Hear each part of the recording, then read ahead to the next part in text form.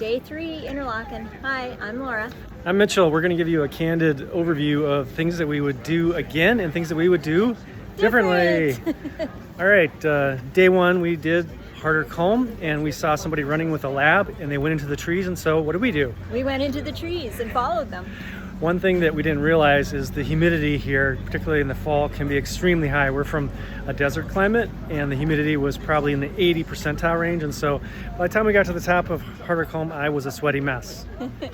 But it was definitely beautiful, breathtaking, lots of great views that we probably wouldn't have seen if we had taken the ride up. And so I would highly recommend it. We got our steps in that day, 25,000 steps, so I think that was key. We got up and took our pictures and then rode the funicular down. Definitely, if you're not so much interested in the hike part of it, take the funicular up and hike down. The hike down will be a little bit more challenging, but the views are also spectacular because you're looking at Lake Brienz and Lake Thun in the background, and also the city of Interlaken as well, and tons of paragliders. So that part was cool. And we stopped and got some beverages on the way home at the little grocery store. Yeah, there's a co-op, and it has a co-op quick. I can't remember what it's called, co-op light, where you can walk in and it has just the basics, but it also has a big co-op as well where it has absolutely everything. Like you can get jeans there and socks and underwear and every kind of food imaginable. So we just got a few basics to fill our fridge. We got a cucumber and some hummus and some cheese and some beverages. One thing that sort of was a little bit surprising is the degree of tourism or touristy part of Interlaken. Just tons of shops and I'm just going to say crap on the street that nobody needs to buy, trinkets and junk like that, and maybe that appeals to some people, but not to us. To each their own, I guess. But there were some parts that were a little bit challenging to navigate. When we got here, it was midday and this town was quite quiet, but when everybody gets back from the mountains and their excursions, it gets packed. Crazy.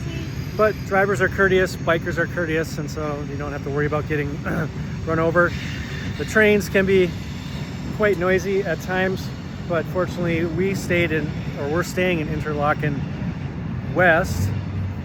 Yep, and it's a beautiful little kind of small boutique hotel. We have the best room. It has a veranda that overlooks the mountains, and it's quiet. It's away from the busyness, and we'll put the name of that in the links below. Great breakfast, super friendly staff, attentive. Didn't realize that they would come in and clean and make our room up every day that we've been here. Looks like we haven't even been in the property when we get back, and so that's kind of a pleasant surprise, and a nice little neighborhood to take a little evening stroll after supper and get a few more steps in before the end of the day. Yeah. So that was day 1. Day 2 we got up early and got to the train and took the train to... Where did we go? Where did we go? Where did we go on day 2? Schilthorn. We did the Schilthorn 007 experience, and definitely we were the second group up on the mountain, which was great. When we got to the top, there were very few people up there. Unobstructed views, great photos, and we had amazing weather. The weather for our trip here in Interlaken was forecasted to be cloudy and rainy the entire time, but we made it up. And we're already on our way back down when the crowds were headed up. It was so congested. All the gondolas were crazy. Completely plumb full. Like you would have to wait. You wouldn't be able to get on the gondola and you'd have to wait another 15-20 minutes, which may not sound like a big deal, but when you're done and you want to get on to the next part of your adventure, it does make a difference. I highly recommend. Go early. It makes a big difference. What do we do after that? After that, we came back down and we went to the waterfalls. That's right. So when we left, this was one thing we do different. Yes, one thing we do different. When we left, we got on the wrong gondola. We wanted to go to Gimmelwald and we missed it, and we ended up going back all the way down to Muren and then to Brig, I'm sorry. And so we ended up having to buy another gondola ticket, which wasn't a big deal because of the half fare card. It was like 15 francs, so not a huge deal. But what'd you think of Gimmelwald? Gimmelwald was magical, just quiet. It actually did start raining there, but it added to the charm. We had our rain gear, so it wasn't a big deal. But chickens, goats, cows, quiet, no cars. Oh, and your favorite part, we got a beer. We got the famous Schwartz Monk beer at the Gimmelwald Pension, which has a great little outdoor seating area where they cook the food outside underneath a little tent or a little shelter area there, and fun views of the valley. And so we got some warm food and a nice tall dark beer to share before we headed on back down. And then we did Tremmelbach Falls. Tremmelbach Falls, which that tested me because it's like in the mountain. You go in these caves to see this amazing waterfall that has like carved out inside the mountain. And so that was a little freaky for me because I'm not a big cave person, but well worth it. I'd highly recommend it. I just was like, the whole time. I think the thing that caught some people by surprise that the entry fee is 16 or 18 francs per person, but that includes the funicular up, which is inside the mountain or the hill or whatever you want to call it. I'm sorry, I'm sleep deprived. But anyways, that's a really short ride. There's like 40 people packed into there, and you get out into the top, and then you wander through these caves and see all the different waterfalls inside. And so I highly recommend it. I think it was well worth the 16 francs that we paid per person. No discount for travel card or Swiss pass or anything like that. It's just it is what it is. But there's a nice little shop at the bottom where you can sit, use the bathroom, get some ice cream if you want. Bathrooms, nice place to wash your hands. It was nice. And there's a bus that runs between all these. It goes in one direction primarily, and so just get on whichever bus you can and get off whenever you want. They don't check passes or anything like that, so it's super convenient and super easy to get around that region of Interlaken. What do you do after that? Well, we went to Gimmelwald, but here's a tip, is that the gondola that takes you there, for whatever reason, they run it where empty every other one. And so some people were waiting, and the gondola took off without anybody in it, and they thought that they had like messed something up, so they just got up and left. And they missed the whole experience. We waited like 3 minutes. Yeah, a few more minutes, and here came a car for us, and the guy let us on. So yeah, just I guess if something seems if something seems amiss and it's somewhere you really want to go, just wait a few minutes or see if you can find someone to ask before you leave. Yeah, I think that's a valid point. I mean, just be patient. You are in a mountainous region and things can change by the minute. If you've seen some of the shorts that we posted on the channel, 1 minute completely sunny, gorgeous views.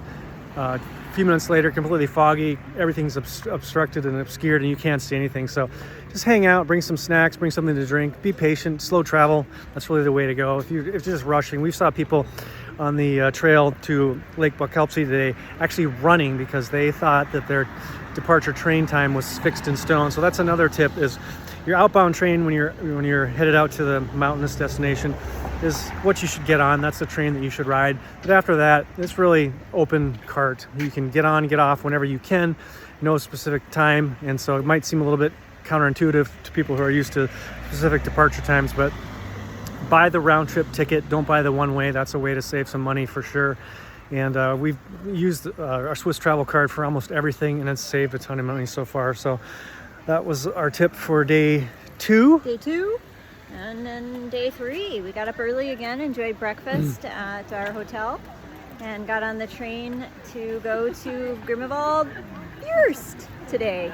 And it was packed full, standing room only. Fortunately, the stop before ours was Jungfrau.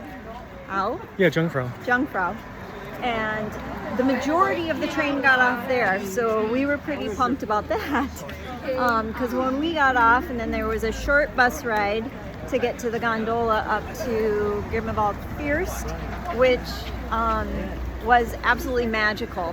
And I guess tip would be, we always think to sit so that we're facing the direction it's going, but this one, the views were to the back of us, so it would have been actually nice to be sitting backwards on this one, I think. Yeah, for sure. If you were sitting backwards, you'd have unobstructed views of the valley below as you ascend, and Mount Eiger in the background, which was actually spectacular today. When we got there, it was a bluebird day with no clouds in the sky, and we got up to the top, and we did the what's that thing called? Thrill walk? Thrill walk. We did the thrill walk first, which was good because there was barely anybody on it. And so we got a lot of great unobstructed views. and then went up by the restaurant and got some more great pictures, and then started our hike to Lake Bakalpsi. And it was phenomenal because it was clear. And as soon as we started our hike, the fog came in and the mist came in and the mountains became obstructed. So we really lucked out just getting some great pictures and views right away. I hope you're enjoying the view of Interlaken behind us. You can kind of see what I was talking about with shops and whatnot, but there are some very quaint historic buildings here, which are absolutely fabulous. The other point that I was going to, what was your tip you just brought up? Just getting there early and taking advantage of the view when you can. Yes, exactly. So there was a huge line. There's a little viewing platform off the restaurant that juts out, and obviously the pictures there are spectacular, but there was a huge line of people that were standing there from the time we got there until we got off the cliff walk, and within a matter of minutes the fog rolled in and the picture was gone. And so there's tons of opportunities for gorgeous pictures that don't involve standing in a huge line waiting for the shot, if you will. So just take the pictures when you can, and if you're somebody who doesn't mind wasting 30-40 minutes in line for a picture that's going to evaporate before you get there, then that's sort of on you. But it's I think the photo opportunities are endless on that journey. I think too, just like timing your pictures for in between when a majority of people arrive. Like a bunch of people arrived with us, and there was this gorgeous cow with the mountains in the background, beautiful photo opportunity. There were so many people around, but if you just waited just a few minutes, absolutely no one, and you got an unobstructed view. I would agree. One point that was something we didn't know, and it was super handy because we planned to hike off the backside of Lake Bakalpsi away from the crowds, is that there is a water closet, a bathroom on the I don't know what side of the lake it is on. The far side of the lake, away from the trail. Side. But it's clean. There's two bathrooms there. There's water to wash your hands. There's heating. If you're there late season, it's going to be kind of chilly and cold. There's even lights on the inside. You need a light. Yeah.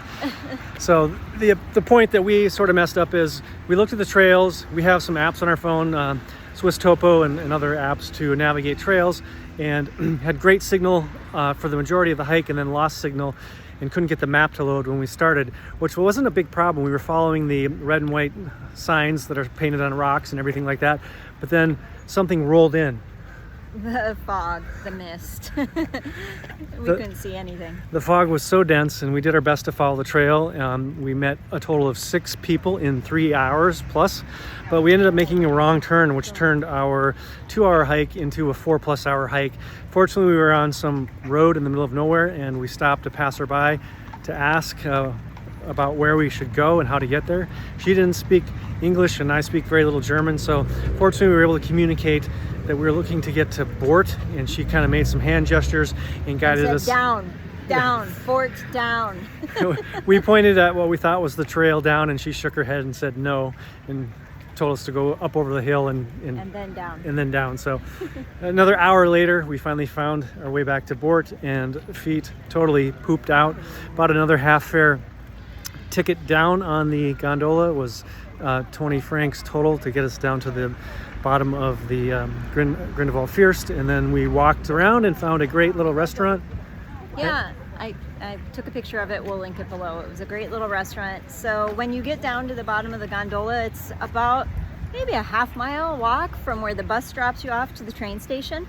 And I highly recommend you just walk it and check it out. And if you're hungry, grab a bite to eat. There was a lot of really cute restaurants that I think we would have been happy at any of them, actually. So. Yeah, and don't be afraid to ask the wait staff for your bill. Our waitress, I think, went on break. We were finished, and we wanted to catch the train. The trains run every half hour from Grindelwald back to Interlaken Oost, and we didn't really want to just sit at the train station for 45 minutes, so we found a bus person and got our bill paid and got out of there and made it 3 minutes to spare with the train. And now we're back in Interlaken and walking to either Migros or Co-op to grab a beverage to unwind and pack up. And then tomorrow is the last morning in Interlaken, and then we're headed on to Lucerne, so we'll shoot some tips there for those of you who are like us, roaming after 50. We hope you enjoyed our tips. Enjoy. Cheers. Cheers. Good night.